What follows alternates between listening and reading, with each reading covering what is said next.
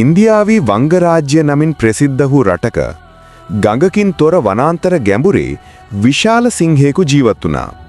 එය සාමාන්‍ය සත්වෙක් නොවී රන්වන් දුඹුරු රෝම සහ ඇම්බර් ඇස් වලින් විරුද්ධතාවයකින් දිලිසෙන ගඟේ රැඳුණු සඳ එළියටත් වඩා ගරුත්වයෙන් දිස්වන සත්වයෙක්. කාලයකින් එම රටේ රජුගේ දියණිය සුප්පුණාව මනෝහර කඳුළු ඇස් ඇති සරල ගෞමකින් වසඟ වූ නව යෞවනිය ගඟේ වැරළට ගියා. කවුද ඔතන? මේ අඳුරු රාත්‍රියේ ඔතන ඉන්නේ කවුද? බය වෙන්න එපා තරුණිය. ඔබේ හඬ ඇසිලා එන්නට සිතුනේ. මට කිසිවෙකුට හානි කරන්න අදහසක් නොවේයි. ඔයා සිංහයෙක්ද? නමුත් හඬෙක් මිනිස් කෙනෙකුගේ. අඳුරු වනාන්තරයේ මගේ හඬක් අහලා ඇයි නතර වෙන්න උනේ? ඇත්තටම මම සිංහයෙක්. නමුත් මා හදවතින් මනුස්සෙක්. ඔබ උණුසුම මට මේ අඳුරු ලෝකේ දැල්වෙන ආලෝකයයි. එම නිසයි මම නතර වුණේ.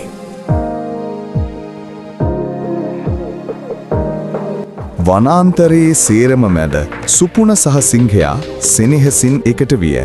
ගුහාවී අගුලින් දිලිසෙන අලංකාර මොහොතක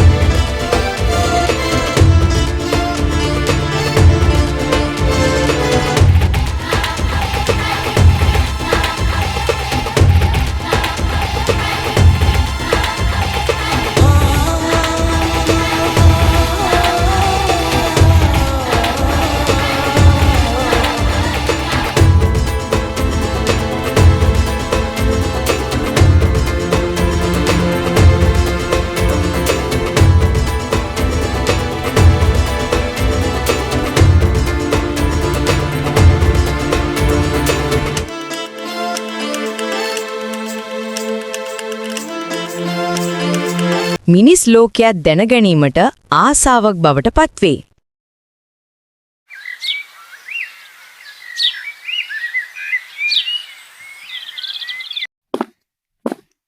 පියනනි, අපිට ගමට යන්න පුළුවන්ද? මට මිනිස් ගම්මන සහ මිනිස්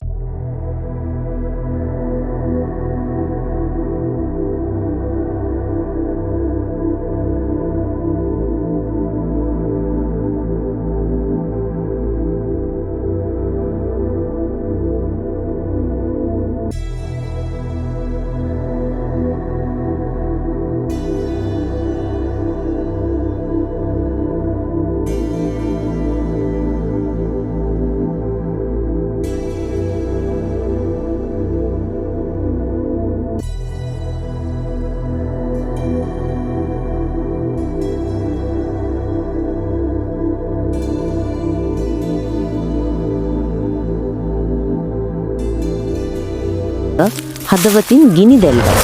ඔහු කෝපයෙන් ගමට පිටත් වෙයි.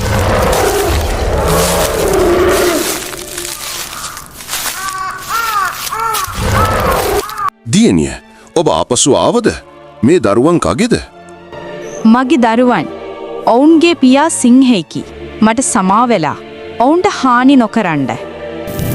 මේ අතරේ සිංහයා ගමට ඇවිත් කියලා රජුට ගම්වසින් පැමිණිලි කරයි. රජු සහ රජ සභාව බීතියට ලක් කරයි. මන් පියතුමව නවත්තනම්. ගම්මනි කිසිවෙකුට කරදරයක් නොවන ආකාරයට.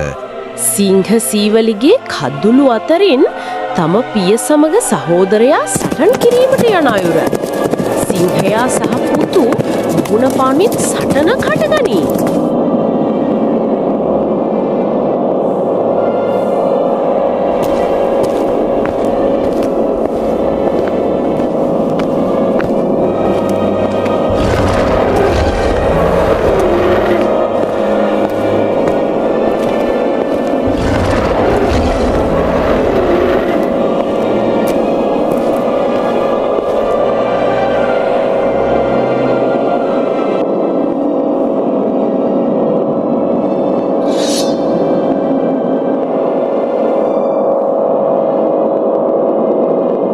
පුතා මට හැකියාවක් තිබුණත් පුත්‍රයා මාවෙත අවි අරගෙන එයි කියලා නොහිතුවා. එදින කදුලින් සිංහයාගේ ආදරය අවසන් වුවත් ඔහුගේ පුත්‍රයා සහ දියණිය රටේ ජනතාව බේරගත් වීරයන් වූහ. සිංහබාහු පුත්‍රයා සිංහයාගේ හා මිනිස් සිත එකටගෙන ගමේ ජනතාව ආරක්ෂා කරමින් නව යුගයක් ඇරඹුවා. ඔවුන්ගේ ආදරය, පියාගේ ගෞරවය සහ මේ රටේ ජාතියේ ආරම්භය සදාකාලිකව මනෝහරය.